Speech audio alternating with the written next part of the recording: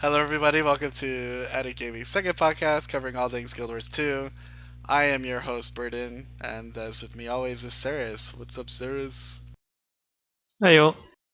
Alright, so a patch came out about a week ago, and it's a really big PvP patch. They took a lot of the PvP and PvE skills and then split them, so in PvP it's different. So we'll talk a lot about that. We have one or two viewer questions as well. Make sure if you guys are going to watch the next podcast, make sure you guys ask us some questions. So send us a message in YouTube, or you can just leave a comment below with the question, and then we'll get to it. So we'll do that towards the end of the podcast. But yeah, so we're going to be talking about a lot of the PvP changes. There were quite a bit of class changes for balancing, and we'll talk about uh, the Living Story patch as well. So let's. Why don't we talk about the Living Story patch first, Saris? What did you think overall about the whole thing? I think they did a fairly good job. It started off a bit slow, but the ramp up to it was worth the wait for the whole Molten facility thing.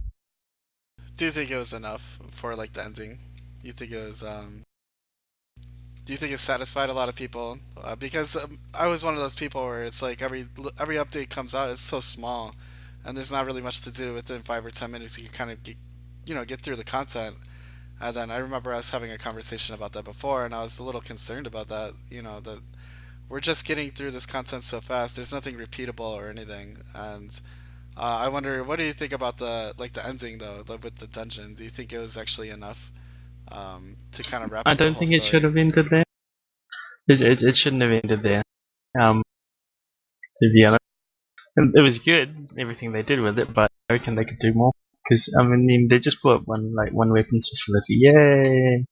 But we should find out on the 12th when it's all over about what's actually going to happen.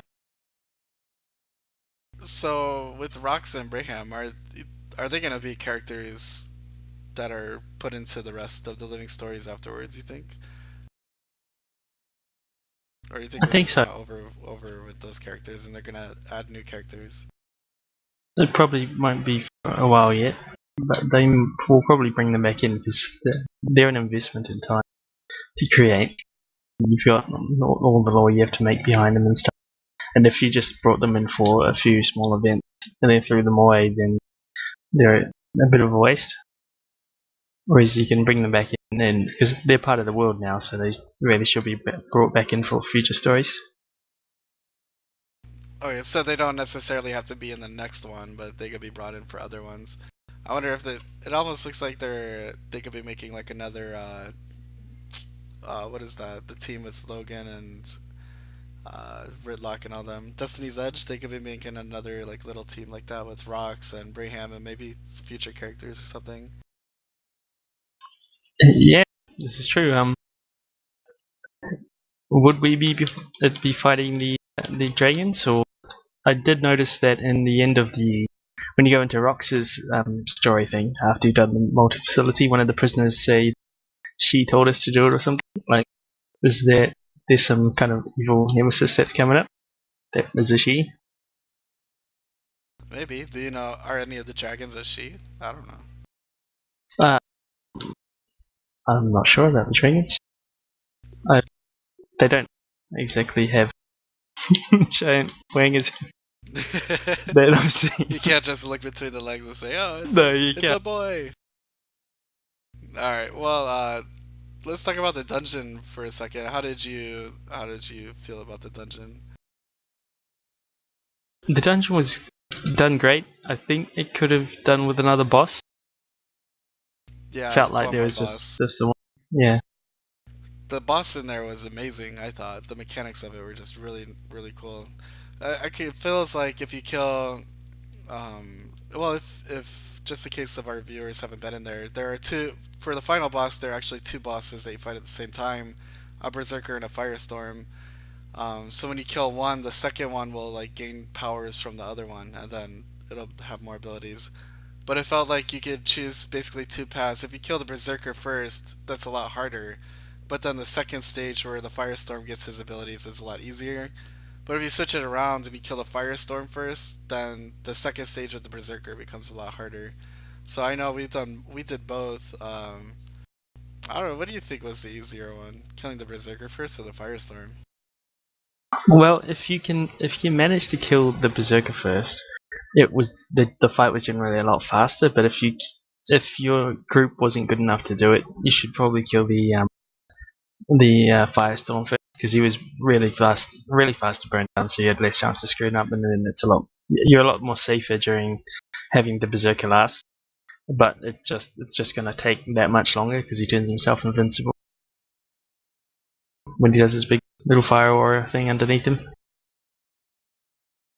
But I love the boss mechanics in there. I thought that boss was amazing. That's what Guild Wars 2 doesn't have the Holy Trinity, but I feel like sometimes they kind of, when they make boss mechanics, they almost ignore that part a little bit. But without having the Holy Trinity, you can make really cool boss mechanics like that. You know what I mean? When you have like, it reminds me, even in the Super Adventure box when we went against the King Toad, it kind of reminds me of something like that, where like if I'm playing Zelda or something, I'm not like built as a tank and I have like a healer or something behind me. Yeah, Zelda or games like that have really cool boss mechanics. Just because it's a lot of movement and a lot of dodging and just kind of being patient like that. I think that's what I love the boss mechanics. But like you said, I also had the same thought where maybe they could have added in one more boss into that dungeon, and I think that dungeon would have been pretty epic. But the way it is now, I think it's pretty good. I do wish we actually got to see the explosion. How about you? For after you go in and out, It, do you think?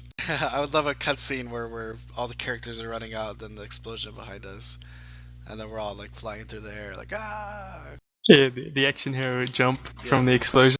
uh, That'd be cool. all right, well, I think we both agree overall the dungeon was a success. They did say that it was supposed to feel different every time you went in, and there's like very minor changes, maybe where like there's a mob that wasn't there before when you went in, but I don't think it was anything to where. Well, I guess the first event changed, right? Like sometimes it changed the order of the type of weapons he was using, but I think those are pretty small. I was actually expecting like a different path, maybe like the path changes a little, but overall it's kind of the same thing. Yeah, was hoping for that too, but no, it's just different mob position, as you said. That was disappointing, but they made up for it with the boss. I think that was really well done.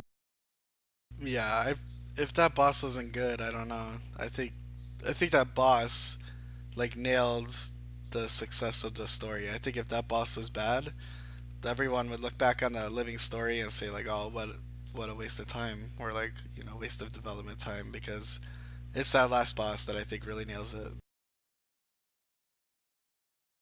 Yep. Alrighty, so let's talk about the PvP changes. And I know we focus a lot of PvP, on PvP on this channel, so I'm sure a lot of people are excited to hear about that more than the dungeon. All right, so with the warrior, they changed quite a few things. Actually, some of the things I really like. It was actually the first class when I hopped into PvP where I could actually notice a difference. Like right away, I noticed the difference. And when I saw in the traits, I heard them talking about it in the state of the game on Guild Wars 2 Guru. And so I went into the traits in the discipline tree, and they merged the two traits together. The what is it, burst mastery?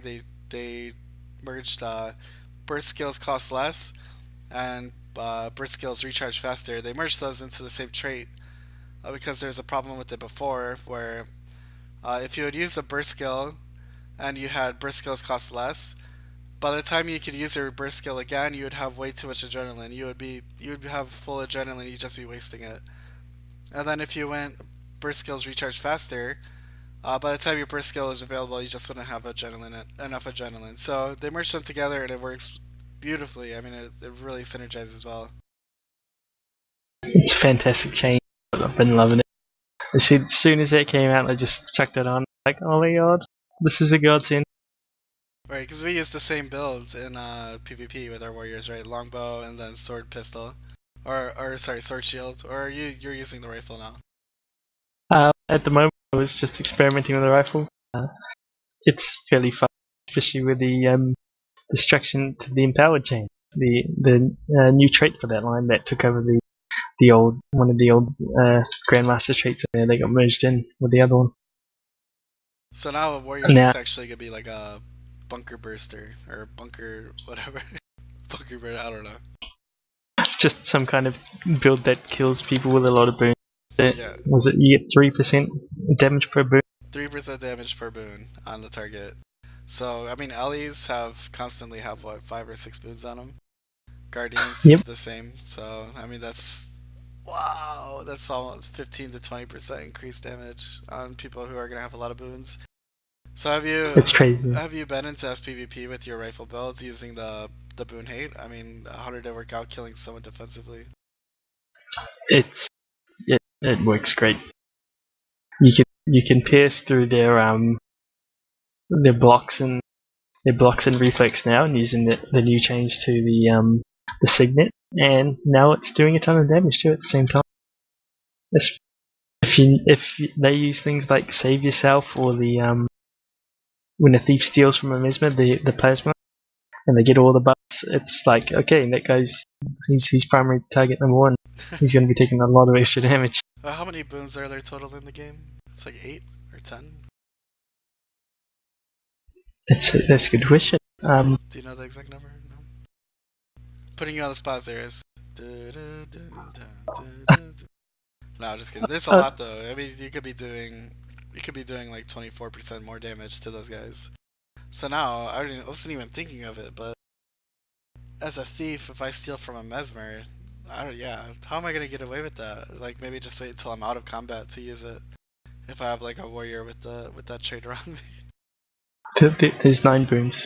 Nine I just boons. had to count them up in my head. I didn't remember the exact number. So in reality, you could actually be doing 27% more damage to a person, Yep. and that's like a bunker or something like that. So they're like, oh, I mean, if I was a bunker build and then I didn't really know about the trait or something like that, I wasn't paying attention to warrior changes, and then I go to block something, and then they use the signet. What is it, signet of might, or what's it called, signet of power? The one that gives Signet of Might is signet the of one. might, and then that was changed. So now that so now that the active makes your next 3 attacks unblockable. So you could use like your kill shot or something like that, or like an eviscerate on an axe after you use that sigil or after you use that signet, and so you're gonna surprise the bunker for sure. You're like, oh, this guy's gonna use his eviscerate or kill shot. I'll just block it, and then you just pop your signet and then use it, and then you have 7 boons on. So you do a huge burst to him. I love that.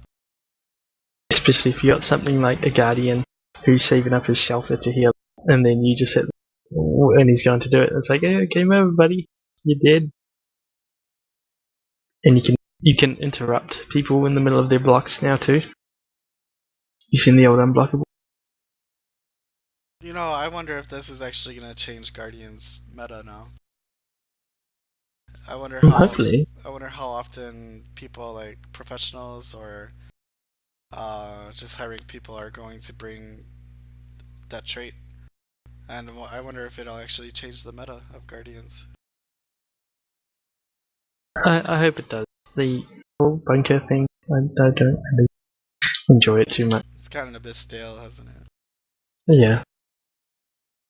It makes it feel like it's less about actually killing someone than it is about go down capping points. Yay. Yeah, it's like I want to play a Guardian. Oh, here's a bunker build for you. There you go. Just follow that, and you'll be okay. All I right. do wish that because you get the most enjoyment when you're in combat with someone and your decisions there that determine the outcome of the fight, and that's one of the greater things. All right. So thieves, they got a pretty big nerf in Mug. So Mug can't crit anymore, which kind of hinders the big burst that thieves have, like the really glass cannon thieves, the one I used to run with. I don't run with anymore, but you'd use the best edge venom, and then you start using your cloak and dagger and then stealth in, and then your cloak and dagger would hit by the time you got there.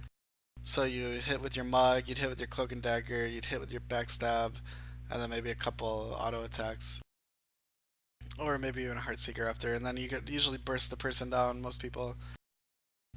So now Mug can't crit, so that probably takes off You know what? I kind of like it because it's not burst. It's not getting rid of the Thieves' Burst too much, but it's just kind of shaving it down a little bit. You know what I mean? And when they're taking away that burst, they're adding in a heal as well, a 2,700 heal that you get for mug instead of. So basically, they're taking the extra damage that you would have had and giving you health instead. Because they said something about how they wanted thieves to be more durable in group fights. It really does cater more to the defensive builds now. You don't have to be concerned of, oh, my mug, it doesn't crit for that much. I don't know, should I take it or not? It's because it just doesn't crit now. It's just based on your power. So you're getting that heal, you got some extra damage. It's a nice, easy to get trait. You don't have to invest too many points in the tree. Yet it's still significant enough to be worth choosing. Yeah, it's a good change. They didn't completely make it crap. They made it useful just for another reason.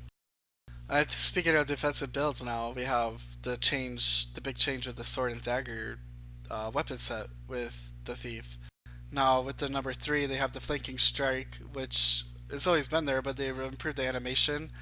So you roll behind the target and hit them. It's not all sloppy like it used to be. And when you use flanking strike and then you use it again, you have Larcerous strike, which costs one initiative and it steals up to two boons. So now you actually have thieves have a different role now. They can actually be boon strippers. Oh yeah. Would you like to be a boon stripper thief? It sounds exotic. Maybe. How much do they get paid? With two boons per skill. That's fantastic. It's pretty good pay. Especially against certain builds like Cantrip Belly or some Bunker Guardian. I swear you have a thief with a sword dagger running around with a warrior that has the boon damage, the damage per boon on the target. You have those two guys running together, going to take out bunkers. I Oh, don't you know think they what? do that Actually, actually. it Because wouldn't work. if the Actually, thief, yeah, I just the thought it thief will be through. stealing the boons. He'll steal the boons away, and then they're not doing any extra damage. You nullify the guardian's trait by stealing all the As boons. I was saying that, I was like, it'd be so cool, and then I was like, yeah, you could have like a thief there stealing the boons while the warriors there doing more damage to people with boons. I was like, all of a sudden it just snapped in my head, like, oh, that's the dumbest thing I've ever said. I think it'll be more that the warrior now, if you find a thief who is nicking all the boons, he can be like, "You did, son. I got you." Yeah, so now that they added in the thief with the sword dagger boon stripping, now they actually have a counter class for it. Sweet. I don't know, I didn't even really connect it all the way that far. Let's see. So they had a couple of signet changes. Pretty much all the classes with the base stats on the signets have been increased by 100%. So if you have like a signet that you're getting 90 power, you're gonna be getting 180 power now. And they changed some of the actives. I don't think they changed the actives with the thieves, did they? Just the the passive effect. Yeah, it was just the passives. They did actually buff up haste now. Now haste is increased by 1 second because quickness was nerfed by 50%. So they're actually giving haste a longer period of time, which I really don't think matters because most people pop haste to spam Heartseeker. You spam like 3 Heartseekers. So even if it does last 1 second longer, um, I think you would have used all of your initiative by then. But instead of making your endurance regeneration 0%, they increased it to 50%. So it still hinders your endurance regeneration, just it doesn't completely stop it. Next up, I have the Guardian and the Mesmer, and so there really wasn't too many changes with those two. They did say in the state of the game that the Mesmer, well, they're pretty happy with where the Mesmer was. They said, right? Um, they did make a few changes. They made the Mantra cast time to build it up. Uh, well, I don't know if you guys know how mantras work, but it's like you cast it and then you kind of like save it. So I cast it for right. They reduced it from 3.25 seconds to 2.75. So I cast it and then I have like two charges of that mantra saved up that I can use later. But I don't think it's a big enough change to actually make people go into a mantra build. I think mantras themselves need to be changed a tiny bit. What do you think? I think, yeah, they need to. Some of their traits, which are coupled with the mantras, are a bit underwhelming. Like, I initially thought the heal one was going to be great, but no, it wasn't. It didn't feel that great. It would have been nice being able to just heal your allies using your mantra, I continually channeling them. I thought that just the direct damage one. I was like, oh, I'm gonna do a shatter build, and then I'm gonna put in this mantra that just does a flat amount of damage, and then so I'm gonna go in there, do my immobilize them, start doing my shatter, my blurred frenzy, and then spam my two mantras. But it didn't. It's like, oh, I don't know. It's like a little more burst, but it's like that little more burst actually worth it. It doesn't feel like it's enough. No, maybe they. Hopefully they look at mantras more. I think mantras are really interesting as far as just kind of the way they work. So hopefully they fix that. I would love to try a mantra build. Oh yeah, if they change it a little bit, I reckon you can make some unique builds. Like the healing thing that I said. I was going to try that, but just the cast times on the mantras felt way too long. I just couldn't stand it. I gave up. I might revisit it in the future when they do some more changes. Uh, with the Mesmer and the Guardian, they actually did get a significant change this patch. The updates to Confusion and Retaliation, with Oh the yeah, Mesmer being one of the greatest sources of confusion and the Guardian being one of the greatest sources of retaliation. They now do the same damage they do in SPVP in out in World vs. World now, which is it's a huge it's change. a pretty big deal. Huh? And now you Half can damage almost, see. isn't it? Actually, you'd almost think it was a nerf too, because you can actually see you're being hit by retaliation now. So Yep. before you might just kill yourself, just hitting, hitting some of the retaliation on you, you wouldn't even notice. But now it's like big things pop up, so you know that you're taking damage. So I would almost say that they got buffed in World vs. World, but they actually got nerfed because people can see the retaliation now.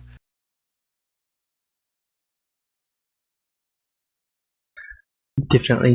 Yeah, that change of it being visible, it, you just really know when you're being hit now when you're in the big fight because you can see the little bear claws beside the number.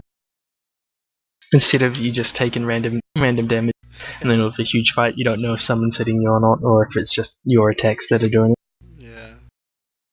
I guess that was like the great thing about retaliation was it was kind of hidden, so people would end up doing a lot of damage to themselves without even realizing it. We'll see how it plays out. I think it'll be okay still. Even so, it stops people if it stops people from attacking you if they want to. It's, oh, that guy has retaliation, I better stop attacking. So the retaliation is actually doing you a favor by you're taking so much less damage now. You know what I mean? Because people are gonna see that retaliation and start freaking out and say. It's just like with confusion. Some people don't like to attack, even if you only have like one stack of confusion on you. Some people don't like to attack through it. So oh, I have confusion on. I better stop attacking. It's like the same thing. Retaliation's gonna have like the same effect on people, and it's not a condition, so you can't remove it like confusion. So it could almost make people with retaliation survive even longer, just because a lot of people are gonna stop attacking. This is true, but on the flip side, with the change to the thief, you can steal it. Yeah, or you can steal it with the thief change, or do more damage to him with the warrior. So the retaliation, it's okay to take the retaliation damage because you're doing more damage to him because he has it on. Yep, All a right. small amount more, but it's still more. I think I like the way the PvP is starting to evolve a little bit. So I think it's heading in a very healthy direction. Uh, I do know that next patch is going to be mainly a bug fix one. So some of those bugs that have been affecting PvP, like ranges underwater, resin people, I think they actually fixed that one, but that's just an example of one of the bugs that really affected underwater combat um, and in PvP. But who does that anyway? Who cares about that? Yeah, who does that? Maybe I did that a few times. You would just do it to be an ass because people would chase you down there to kill you, and then you would just have your jellyfish or something there, just constantly healing you, and then you would end up killing people because they're idiots. Yeah. Oh god, it's so funny. And they don't realize it at the start. They just think, "How is he healing? How is he healing?" The underwater heal is so freaking OP. You also got some of the other bugs, like with the mesmer pistol, the duelists get 100% projectile finishes when you trade, which is very strange considering it doesn't mention that anywhere in the tooltip. Things like that So they're just should adding be it some good into the changes. tooltip. They're doing bug fixes, so that'll either be fixed or will probably be included in the tooltip. I guess we'll see. Maybe you won't have the 100% projectile finisher anymore. It should be though. It makes sense. But Yeah, it's sad to see it go. well, isn't your like whole build kind of revolved around that? No, it's just something really useful that you can do. A good addition. I heard there were actually quite a few traits still in the game that are still not even working the way they're supposed to. So they said this whole month that's what they're doing is they're going through all the traits, fixing all the bugs. I think with some of the skills too, they'll probably and just other general bugs in the game. Yeah, that's good. I know there are some that are kind of annoying. Like I don't know if it's a bug or not, but the elementalist like fire grab or the dragon's breath is a little annoying. I understand that it's targeted right in front of your character, but like I was telling you with the dragon's breath, if you turn your character while you're using it, like it just feels like it's swinging really slowly, so you end up missing. You know what I mean? It would be nice if it was like it didn't like do a wave like that. If you turns, it was kind of like slowly spinning with you. So you end up missing like 80% of the time. But it'd be cool if the flame was just like directly in front of you the whole time. So no matter where you're aiming, that's exactly where you're hitting. They did change the flamethrower used to be like that, but they changed it so it now will generally hit the enemy even as you're moving around. Sweet. So maybe they'll do something for the Ellie. They kind of, I don't know. I don't use Dragon's Breath much, so it's not like a big deal. And I tend to hit fairly often with the fire grab. Um, Ellie's, I think they got one of the bigger nerfs. I guess it's not a nerf per se. That's what they said. They said they're making these changes because they wanted people to try other builds, but instead of the cantrip builds. But I think from what I heard as well is this also affects the cantrip build as well. So I don't know where their head was when they were saying that. You know what I mean? Yeah. Um, in nerfing the cantrip build, they did actually hurt other builds too, so they just generally brought the alley down. The reason why the cantrip build is so popular is because it's like the one that works. It's really the only viable build, right? I mean, I play a staff LE sometimes too, but only like on a certain map I'll play a staff LE. Yeah. It's just you try it using the staff and it just it doesn't there's something wrong. It just feels wrong. You're like you can't it's hard to get like a specific roll out of it. You can do some decent support, but I think some of the skills, like I know in Lightning, uh, they have like the blind takes like 2 seconds to cast or 3 seconds to cast. It's really long, and it applies yeah, one blind. You know what I they mean? feel really lackluster. Yeah, it's like why would I ever use that skill? It's worthless. And the number four on the staff, I guess on in Earth, I guess he in World vs World where that might be good, and in certain like choke points he could use that. But overall, I think that one's really hard to aim and hit. I don't like that one too much, and it only applies cripple. It'd be cool if it applied like a bleeding as well or something. So Ellie's got their misformed nerfed, as well as engineers. Elixir S.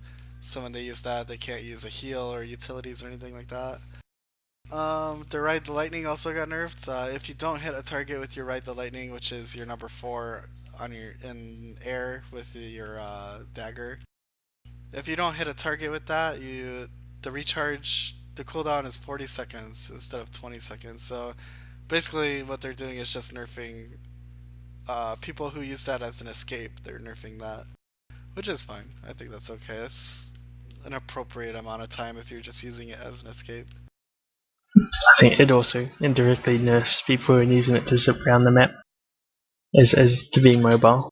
Right. Which I think they wanted because they want the thief to be the most mobile class, not the alley. Yeah. At the So moment, the alley can be pretty mobile. Ellie, what are you doing mobile? That's a thief's job. Yep. Alright. Did we mention the cleansing water change, where it's now got the 5-second cooldown? Yeah, 5-second cooldown now. Wow. Goodbye, staff Ellies. I know. That hurts. That hurts staff Ellies the most, I think. Yeah. They nerfed the other builds that weren't the problem.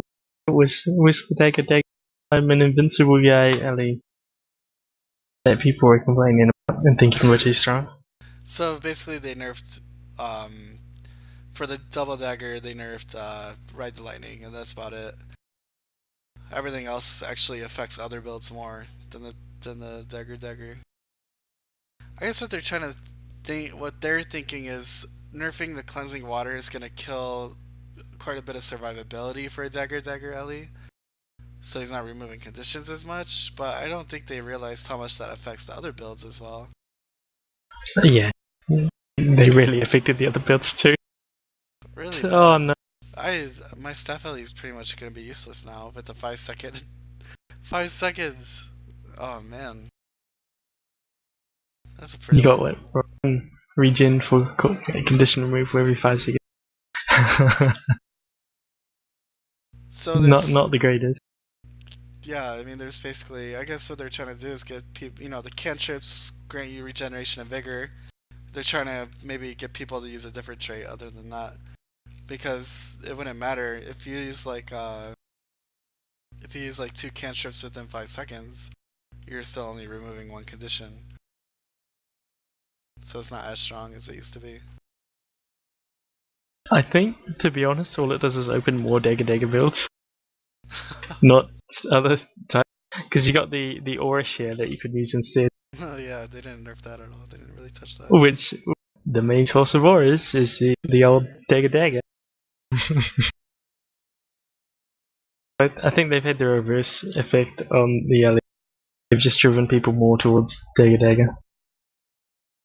Yeah, we'll just have to see how it plays out and then see how the reaction is towards it. But I have some concerns when it comes to the LD stuff. But a lot of the other changes with the other classes, like I can give a thumbs up and say like, yeah, exactly. But when it comes to Elementalists, it's like, oh, I don't know what you're doing there. I think they're afraid to buff the staff and the scepter too much, because when the damage of the scepter lands, it really does hurt. When you're getting hit by Dragon's Tooth and the old But it's so was hard. it It's Phoenix? so difficult to hit with those.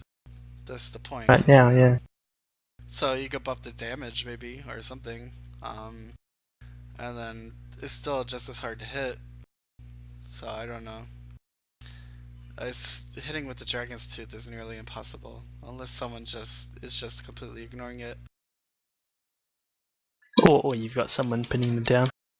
Yeah, but even then it's still so long. So a 3-second cast or something that stays in there. It is ridiculous. You just see this big giant tooth floating above, and you hear the whooshing sound. It's a Dragon's Tooth.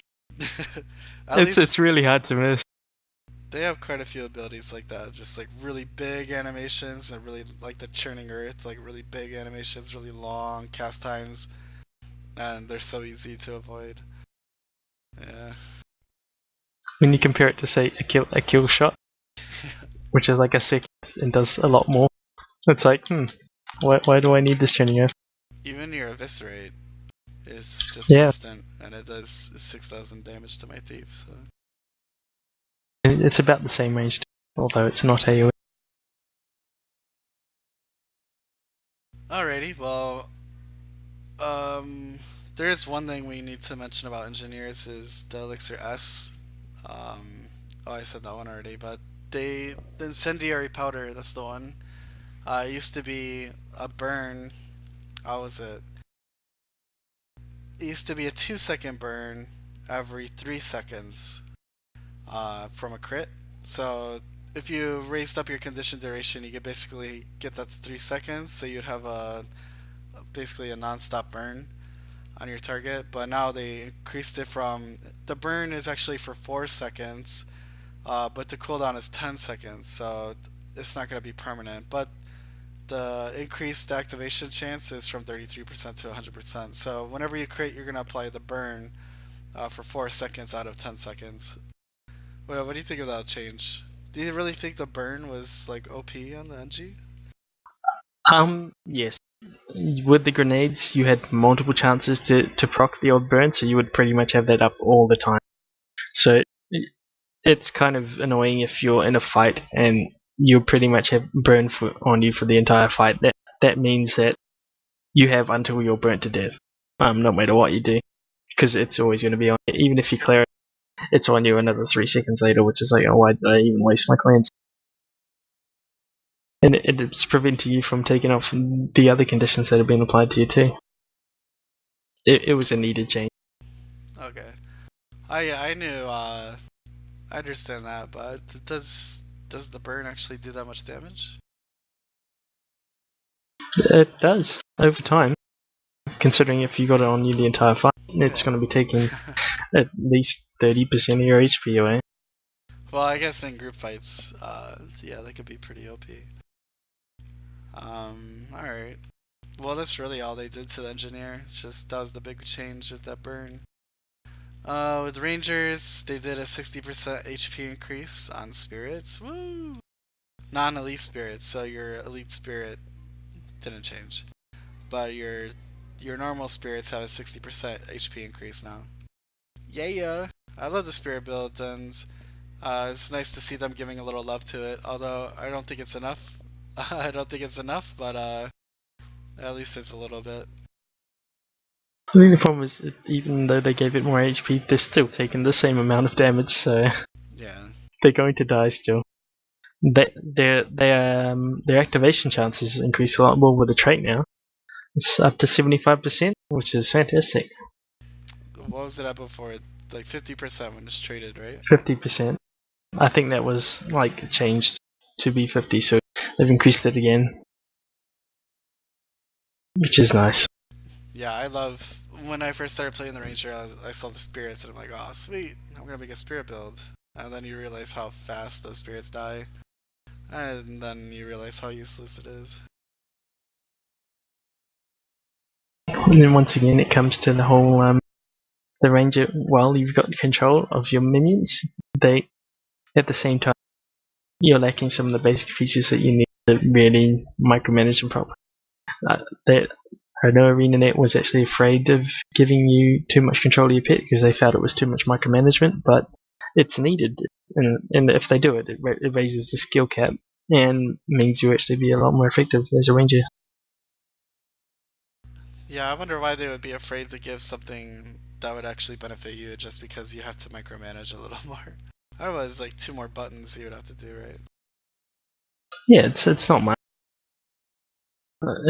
It adds an extra layer to the ranger, which makes it a lot more enjoyable. If you've got a pet that is not rubbish, you can tell him to go to place if you've got the whole micromanagement thing down. But without it, he's there and he's probably going to die. It's just no doubt about it. He's going to die at one point, which does it renders traits like, was it Master's Bond or something? Instinctual Bond? I can't remember it. I don't use it ever. It's the one that gives your pet extra stats after you get kills. It makes Uh, them less effective because the pet's always dying. is that in the Beast Mastery line? Yeah. Then I don't Oh, know. the Beastmastery line. I never go in there. Oh So. no. You and me It's both a agree horrible that line. that line needs to be changed dramatically. I mean, they tried like lowering the cooldowns of skills like guard, But it's like, why would I trait for this? It's just I can trait so I can tell my pet where to go. I should just be able to tell him where to go. If you know in PvP, if the pet was actually able to get cap progression, then that would be an amazing skill to put your pet on a cap. That would be um, a little bit overpowered. No, it's not. Listen to me. It's Because right overpowered. now it's completely useless. There's absolutely no reason to have it. I know, Pets don't but do enough damage to scare anyone if you put them in a certain spot. I think it should, the skill itself should just be scrapped and incorporated into the ranger itself. You should just be able to do it. There it is. Yeah. Pet, you stay there. That's where you go. Yeah, they don't have stay or follow me or anything like that. That's kind of strange. That's in most games, as far as having a pet.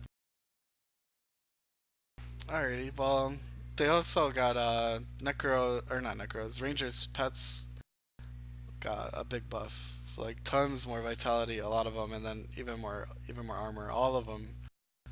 Some from like 11,000 HP to up to 20,000 HP, and then armor increase as well. Why? The thing is, why wouldn't they do so? They understand that maybe pets are dying too fast or something, and like all the AOE. And then why wouldn't they do even more? They increase HP on spirits by 60%, but they should have added some sort of armor in there or some sort of just damage reduction as well. You know what I mean? Yep.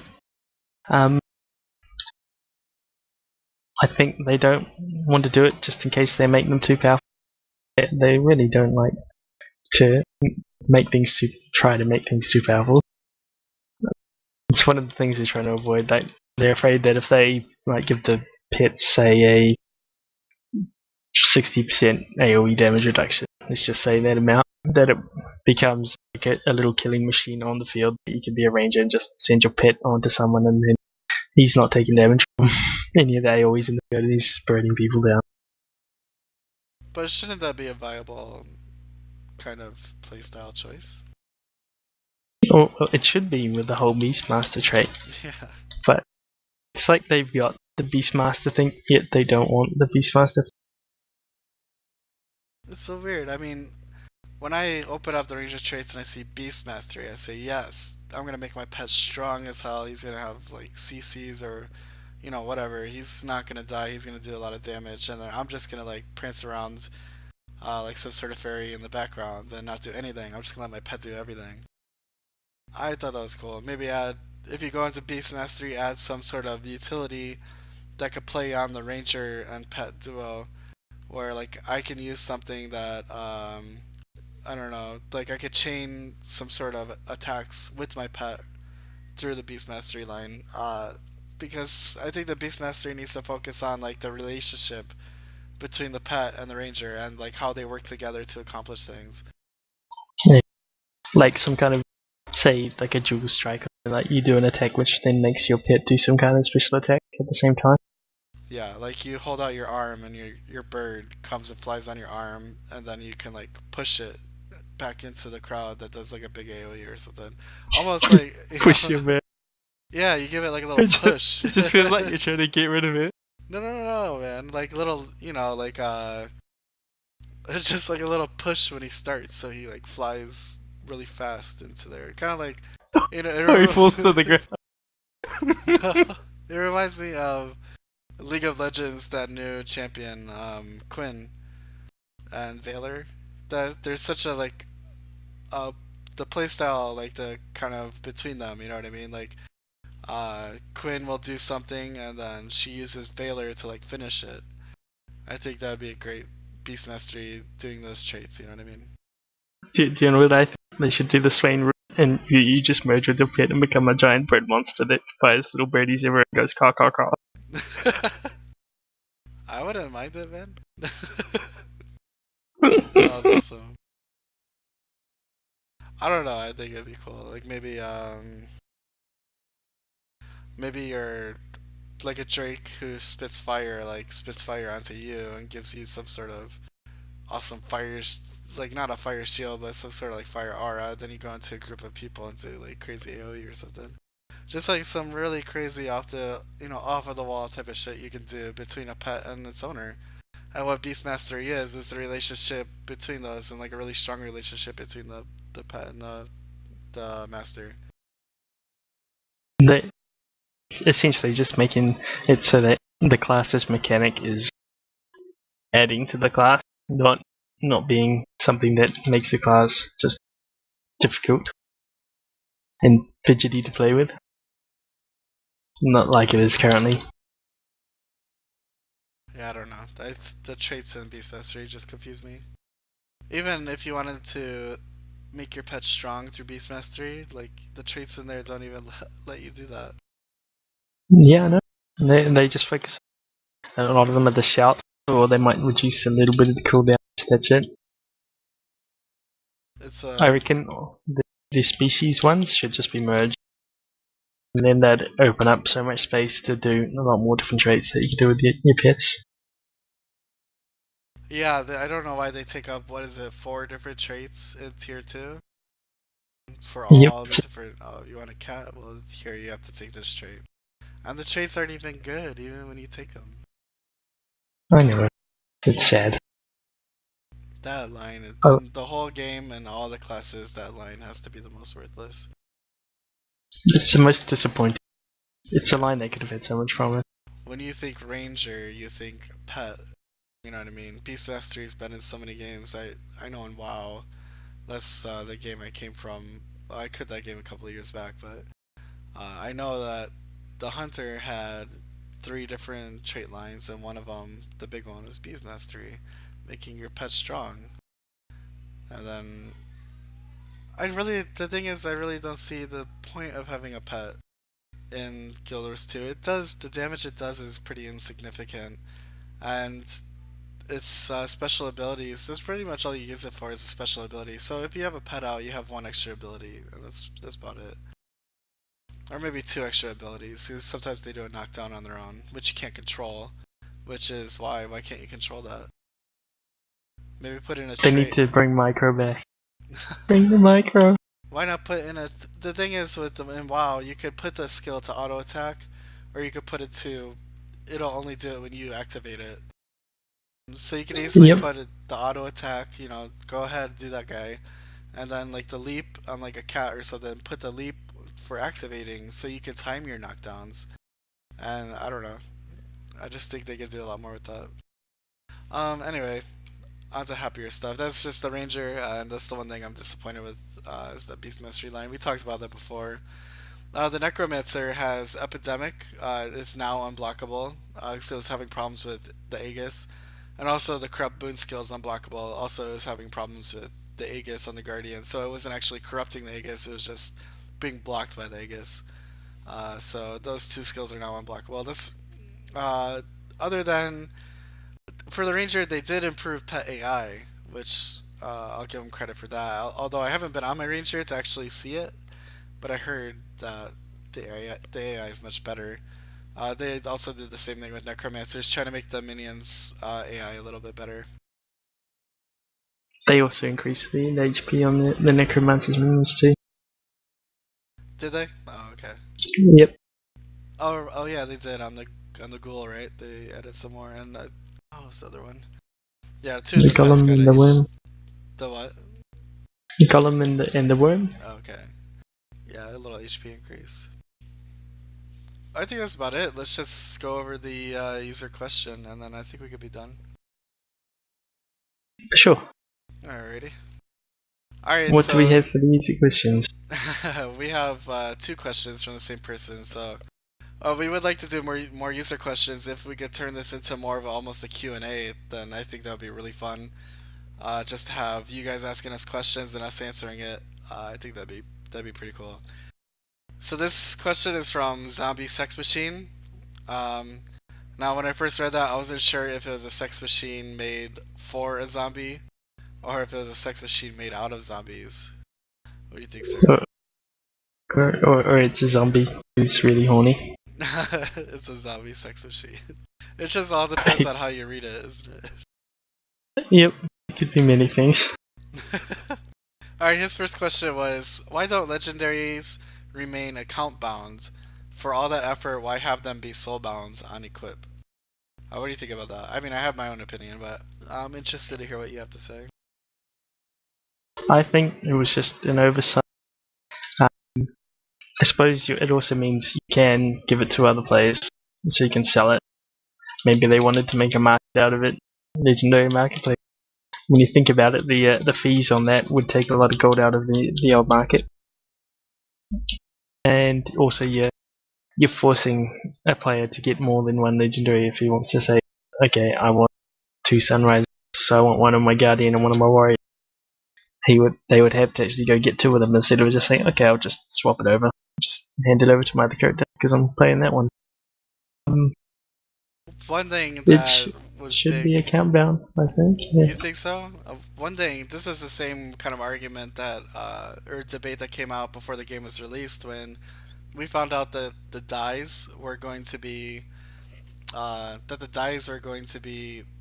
character bound instead of account bound, and people were pretty up in arms about that as well. But I think it's kind of along those same lines of that, as they're keeping character progression kind of separate from each other a little bit. Because when I got my elements, I'll just kind of rebuttal that, because when I got my elementalist to 80, I almost got completely full exotics just within the first hour, because I had another character, or yeah, I had my thief ran through like COF a lot, so I had and ran through AC a lot, so I had a lot of tokens saved up. So I was able to buy gear with those tokens, and that's not really character progression because I didn't do that on my elementalist. So in a way, like, I understand where they're trying to stick with character progression being separate, all the characters being separate, but at the same time, they're not really, are they? No, they're not. It's actually don't mind the dies being character bound. I like it. It means each one of them has their own little collection. It's like, ooh, oh giddy, I Yeah, got new dies. I like that too, being character bound. But that's the one thing they said about that was they wanted character progression for each character. But a lot of the things you see in the game are more account progression, because you can share gold between, just in the bank, you share the bank with each other. All your characters have the same bank, so I don't know. I'm guessing they just didn't want people swapping legendaries between characters. I guess I really think it just has to do with them with. It could be a time sink too, where they just want people. Yeah. If you want 2 legendaries, you're gonna have to go get 2 legendaries, and you're gonna have to put the time into it. Or you look at the achievement. Is it in tradesman? Or is it here? I don't know. I have One no of the idea. achievements is how many legendary weapons do you have? Well, So I think they want you to if all of them pretty much. if you're using one legendary and kept swapping around, I guess you have quite a few. All right, so the next question is, what new weapon types would you want, and when an expansion comes out? And he went on to say he'd want whips, crossbows, and a battle axe. And I would respond with this. I would respond to this that I am actually extremely surprised that there aren't two-handed axes in the game. Yeah, it's normally one of the things you expect. You're There's in a a game. there's a You have an axe. one-handed You have a mace, two-handed axe. one-handed Yeah. mace, two-handed hammer, one-handed sword, two-handed greatsword, one-handed mace, or one-handed axe. Nothing. I don't understand why they wouldn't come out with the two-handed axe. But if we're talking about expansions when they come out, if they're going to introduce new weapons, then I would definitely want a two-handed axe. I would want a spear on land because I just like spears. A spear. So you want to throw it, or you just want to stab people with it? Stabby, stabby. So more like just like a pole arm, right? Yeah, pole arms in general. And Getting out halberds and things. you see pole arms here and there. But not anything you could buy or something, but it just, I would almost think that they would be, I would think that they would be willing to put in a pole arm later on, or some sort of spear, like you say. So It's hopefully, like back in Warhammer, you had the back guard, and they had glaives. These big polearms, big swordy things on top. They just looked sick. They were the coolest weapons, and they looked really amazing when you were just spinning them around, and hacking people. so is that something you would want to see in an expansion? Yep, definitely. Alrighty, well I think that about does our podcast. Alright, this has been Burden and Saris from AddiktGaming.com, and thanks for watching our podcast. Make sure you guys leave questions in the comments and send us questions in the inbox, and we'll get to them. So send your questions, we want them, and we'll get to them in the next podcast. Make sure to share with your friends and subscribe as well. Thanks, guys. See you next time.